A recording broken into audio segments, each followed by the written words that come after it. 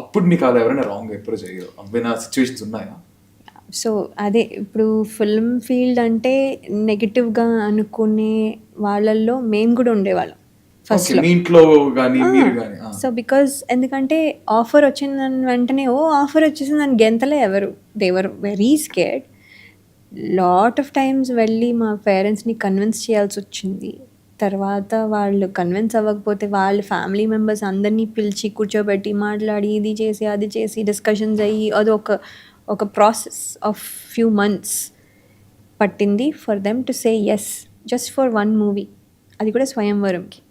అది కూడా ఎప్పుడు మా అమ్మమ్మ who is the next generation of my mother, మా అమ్మమ్మ చెప్పి తప్పేముంది, అందరూ కష్టపడి చేస్తున్నారు, మనం ఎలా ఉంటామో అలా ఉంటుంది, పద్ధతిగా ఉంటే ఏం ప్రాబ్లం ఉండదు, ఎందుకు చేయకూడదు, చేయమను, మేము అందరం ఉన్నాం కదా, మనం బాగా చూసుకుంటాం కదా, జాగ్రత్తగా చూసుకుంటాం కదా, ఏం అవదు చేయమను, ఆపర్చునిటీ వచ్చినప్పుడు ఎందుకు చేయదు, అది ఆర్ట్ ఫీల్డ్ అని చెప్పి మా అమ్మమ్మ ఎంకరేజ్ చేసి పంపించింది. మా అమ్మమ్మ చెప్పకపోయి ఉంటే మేబీ ఇది అయ్యి ఉండేది కాదు.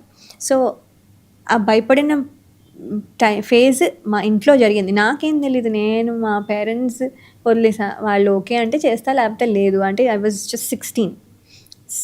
16కి I was not taking any decisions. ఇప్పుడు కిడ్స్ తీసుకుంటున్నారు కానీ అప్పుడు నేను పెద్ద అలా లేదు. మా పేరెంట్స్ చెప్తే చేస్తా లేకపోతే లేదు అలా ఉండేదాన్ని. సో దానికి పెద్ద అది ఎక్సైటెడ్గా అనిపించలేదు, అట్ ద సేమ్ టైం ఏదో మిస్ అయిపోతున్నాను కూడా అనిపించలేదు.